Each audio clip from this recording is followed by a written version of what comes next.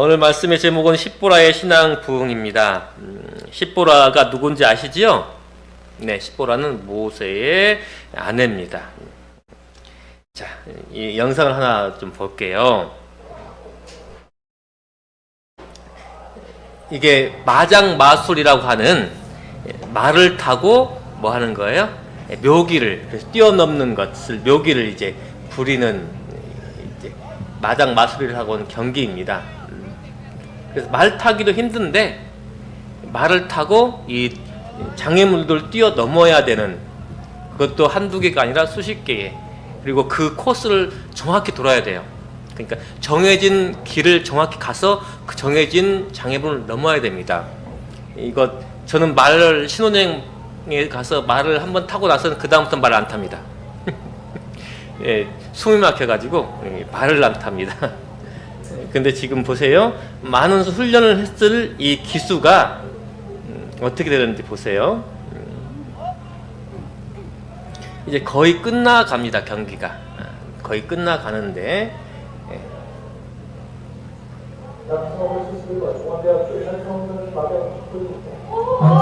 네,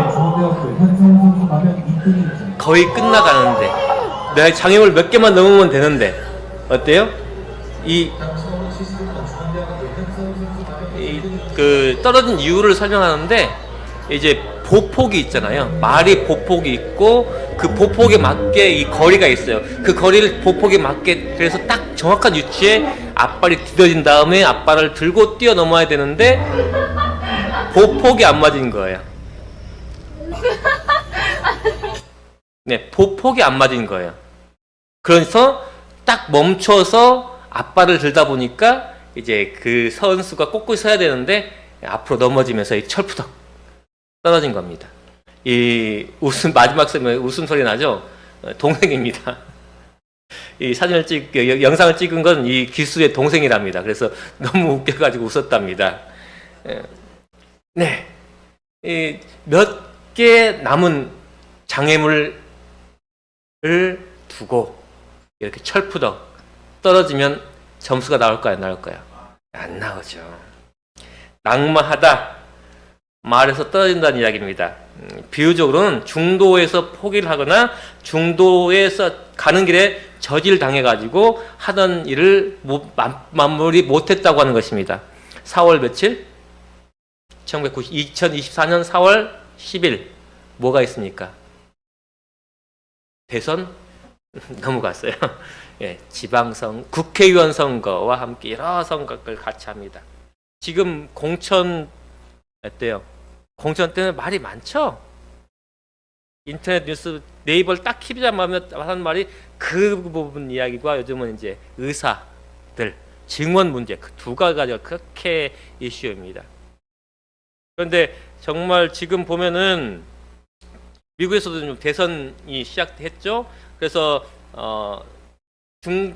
공화당에서 같이 하던 여자 대선 후보자가 중도에 나 이제 그만한다라고 포기했죠. 바로 이것이 낙마하는 것입니다. 중도에. 예. 모세가 하나님의 일을 하다가 큰 위기를 하나 겪습니다. 모세의 낙마 위기예요. 언제냐면 출애굽기 4장 24절에 26절에 기록된 이 말씀입니다. 여호와께서 길의 숙소에서 모세를 만나사 그를 죽이려 하시는지라 십보라가 차도를 취하여 그 아들의 양피를 베어 모세의 발 앞에 던지며 가로되 당신은 참으로 내게 피 남편이라도 하니 여호와께서 모세를 놓으시니라. 그때에 십보라가 피 남편이라 함은 할례를 인함이었더라. 모세가 지금 미디안을 떠나 어디로 가고 있습니까? 애굽으로 가고 있어요. 무엇을 하러요? 하나님의 명령을 따라서 그들의 백성을 끌어내려고요. 모세가 3번을 거절합니다. 하나님, 제가 말을 못합니다. 저보다 더 나은 분의 사람을 보내십시오. 정말 저 가기 싫습니다. 내가 아론, 너희 형이 말 잘하는 것을 아니 내가 그를 너에게 신으로 삼겠다. 그러니 가라. 왜요? 40년 전에 자기 힘으로 이스라엘 백성을 구원하려고 해봤어요. 그때 살인자로서 쫓김을 당합니다. 미디안에 와서 뭐 했어요? 40년 동안 양치기 했어요.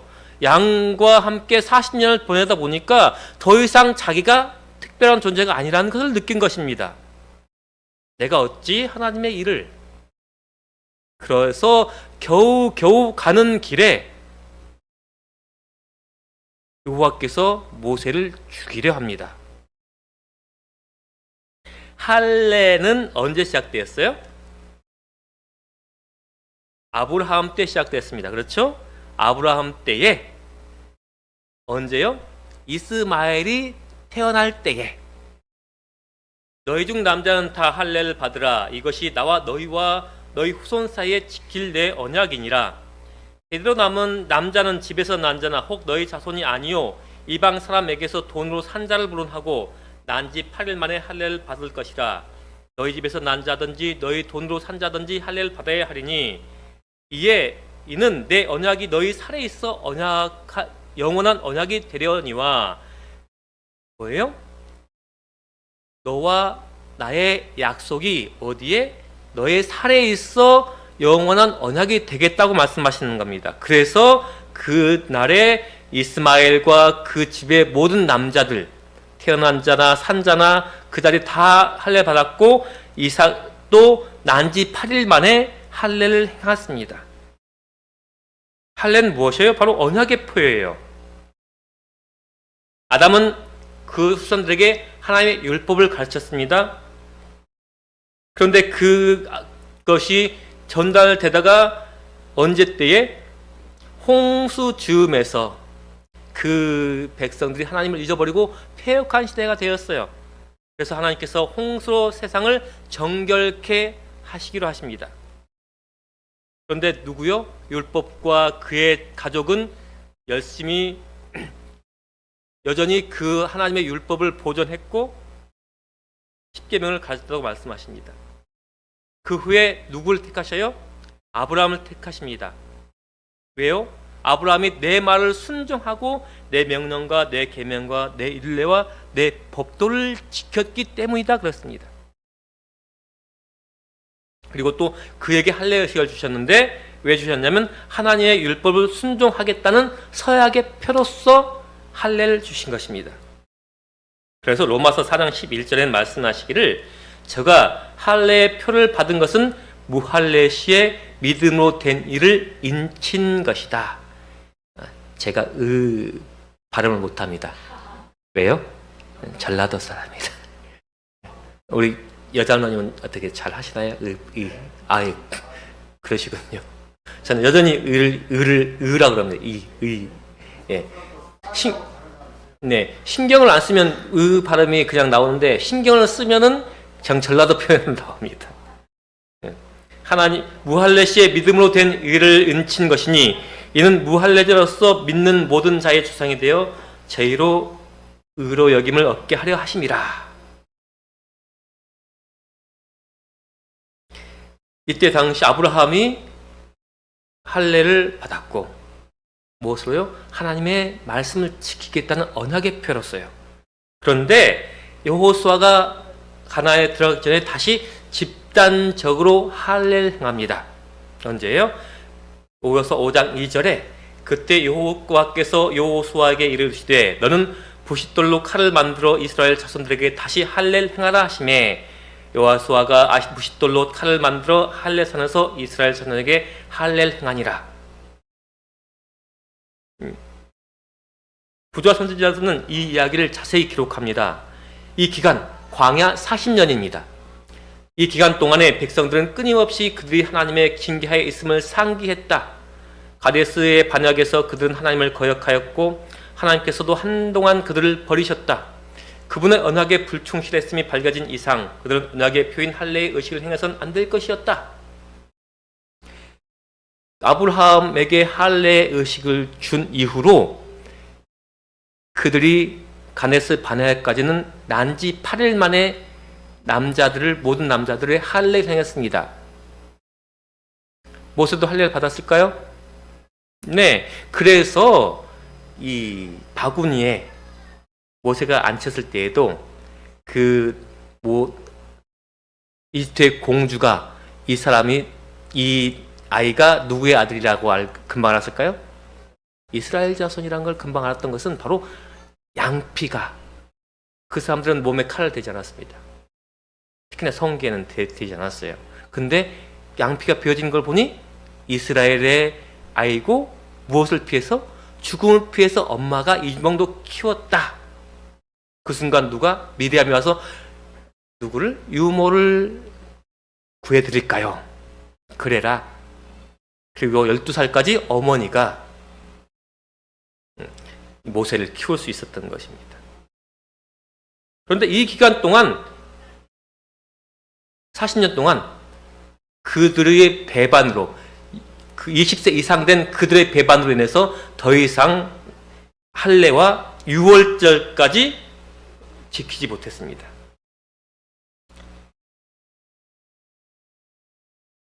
부조선제 406페이지. 종살이 하던 땅으로 다시 돌아가고자 했던 그들의 갈망이 그들은 자유를 누릴 가치가 없음을 나타냈고, 속박으로부터 구속받은 사실을 기념하기 위하여 제정된 유월절 의식은 준수될 필요가 없었다. 뭐요? 그 두 가지, 할례와 유월절 의식이 40년 동안, 광야 40년 동안에는 지켜지지 않았다고 하는 것입니다. 그래서 이제 너희가 20살 미만으로 계수되지 않았던 그들이 이제 40년 가나안 땅에 들어갈 때 너희는 다시 언약을 갱신할 필요가 있으니 무엇을 해라? 할례를 행하라.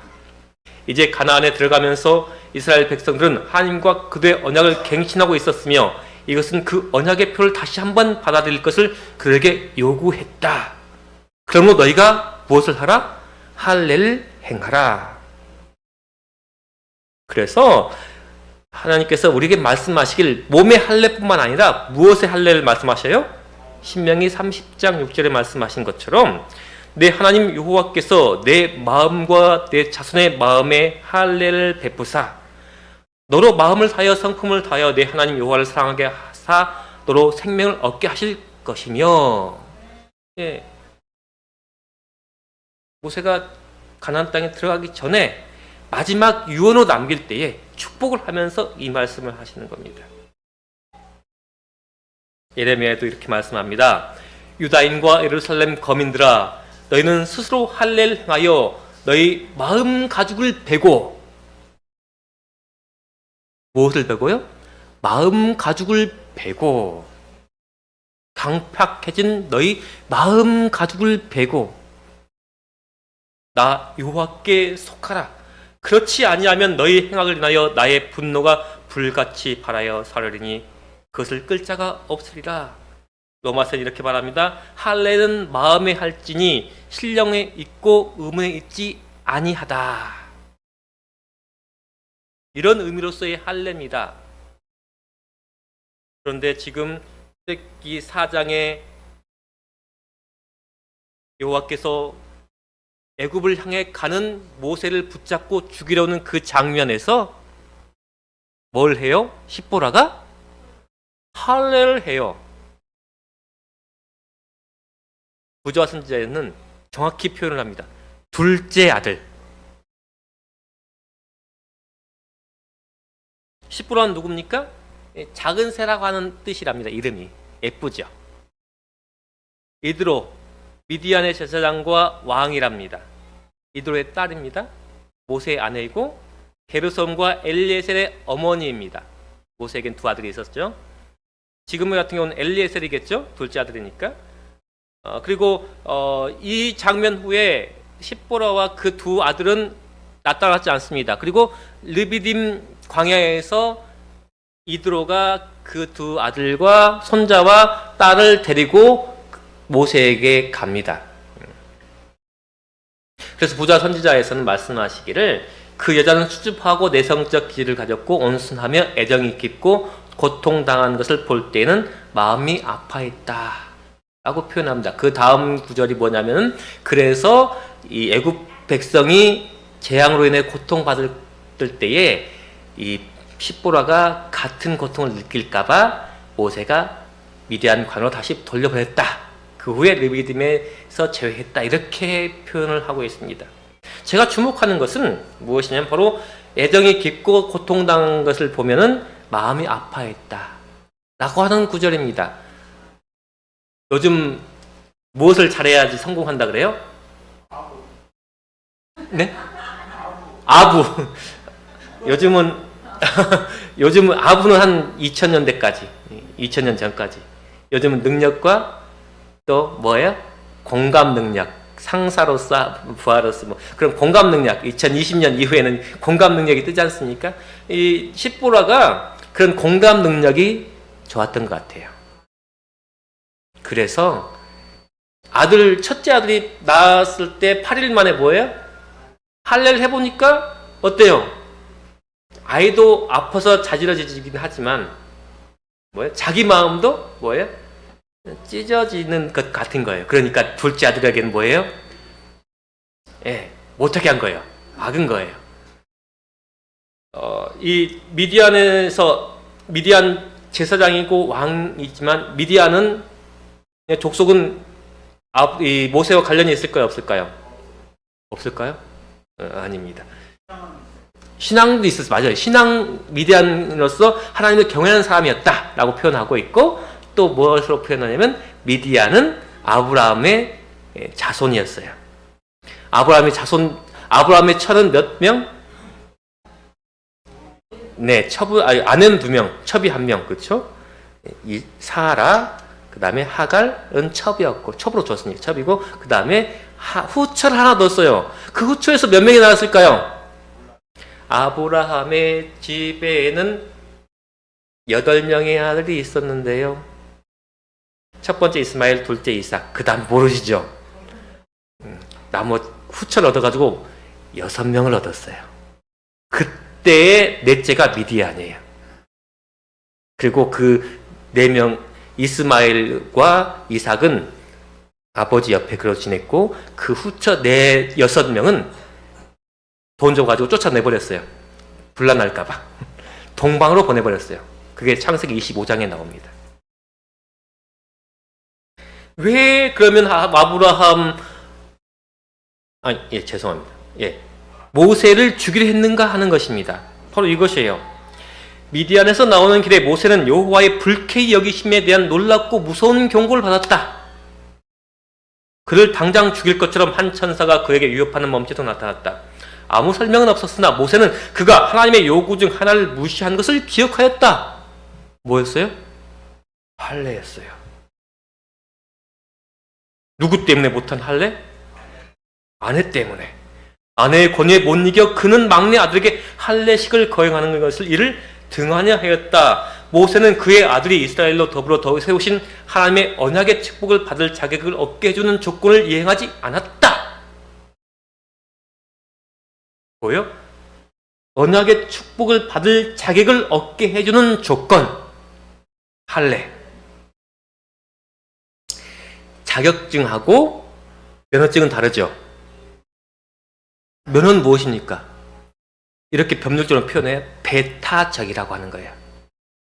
면허는 그 사람만 그 행동을 할 수 있어요. 의료 행위는 누구만 해요? 의사와 간호사. 내가 좀 침을 놓는 걸 배웠다. 그래서 침 놔주면 돼야 안 돼요? 네, 의료 행위. 그렇죠. 긴급 상황에서는 가능해요. 착한 사마리아 법이 있어가지고. 네. 대신에 이제 걸리면 좀 문제가 되기 때문에 안 걸릴 정도로. 네, 맞아요. 침이 효과가 있습니다. 한 방에 효과가 있어요. 그건 또 다른 번의 이야기니까 일단. 그래서 면허는 그 사람만 허용됐어요. 자격은 어때요? 자격은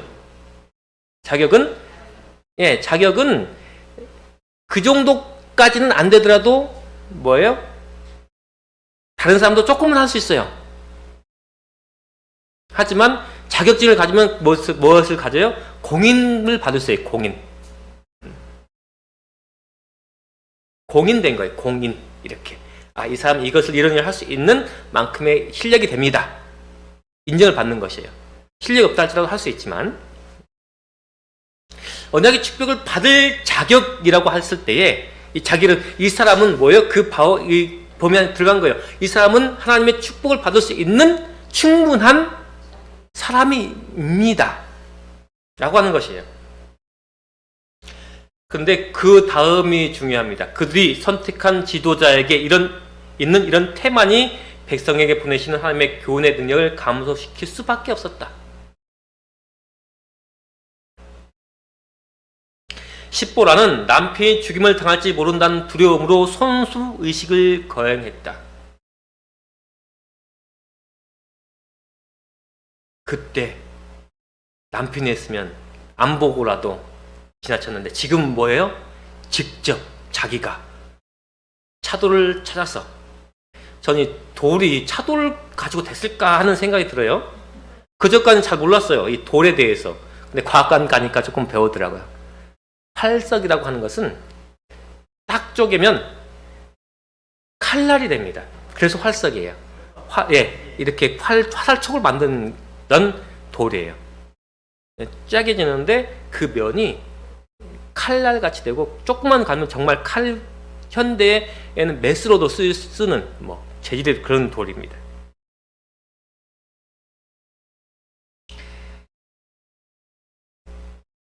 그가 알고는 의무를 등한히 하는 생활을 산 천사들의 이거는 그렇죠. 마지막입니다. 다음 건데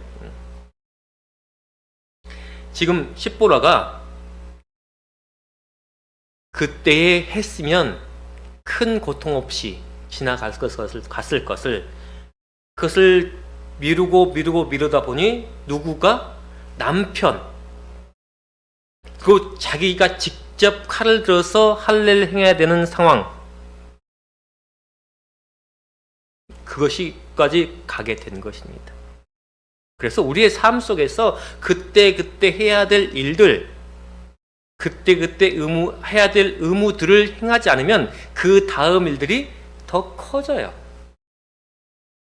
근데 우리의 삶에는 그런 일들이 너무 많아요. 그렇죠? 그렇다 할지라도 어떻게 해야 될까요? 그때 해야 될까요? 좀 더 그래도 모세처럼 기다려야 될까요? 예, 맞습니다. 제가 그 말씀을 이분에 드리려고 하는 거예요.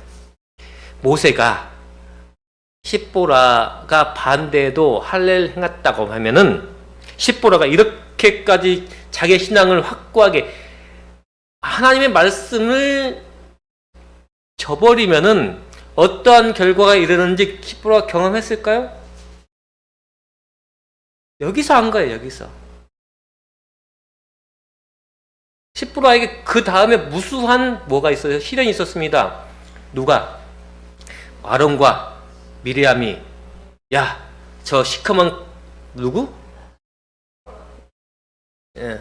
시커먼 무슨 여인?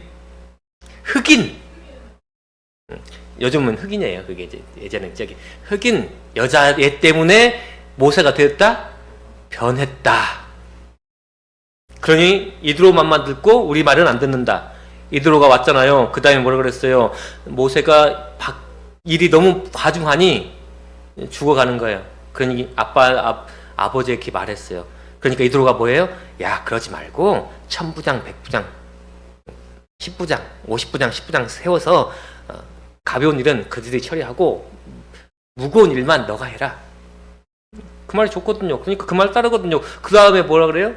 미리암이 와가지고 야, 모세만 하고만 하나님께서 대화하냐? 그래서 어떻게 해요? 미리암이 문둥병이 걸리죠. 그런 시누이 그렇죠. 시집살이를 하는 와중에도 십보라가 어떻게 해요? 결코 자기 집으로 돌아가지 않습니다. 모세가 가나안 입구에서 가나안에 들어가보지 못합니다. 왜요? 돌 2번 쳤다고. 그래서 그 가나안이 보이는 그 산에 올라가서 죽습니다. 그래서 모세는 뭐가 없어요? 묘지도 없어요. 시체도 없어요. 뭐 이제 부활해서 승천했다라고 이야기가 됩니다만은, 그런 그 과정을 보는 십보라의 옆에 있는 그 십보라의 마음은 어땠을까요? 아니 40년 동안 뭐 광야에서 양치기 하다가 이 40년 동안 이 수많은 어려움을 겪은 내 남편 가나안 좀 돌려보내주시면 어때요? 그렇죠? 근데 거기서 너 못 들어가, 그 말씀을 듣는 이 십보라는, 이런 경험이 없으면 십보라가 과연 여전히 신앙을 할 수 있었을까? 그래서 이 모세도 어때요? 아내의 말을 듣고 기다려줍니다. 그런 경험들이 개인적인 경험이 돼야 돼요. 그래, 당신이 한번 하나님과의 개인적인 만남을 가져봐. 그거지요.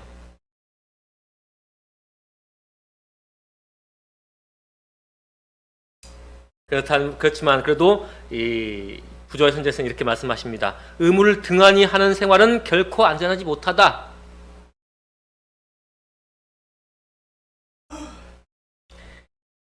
그러면서 마지막으로 결론이 이렇게 짓습니다.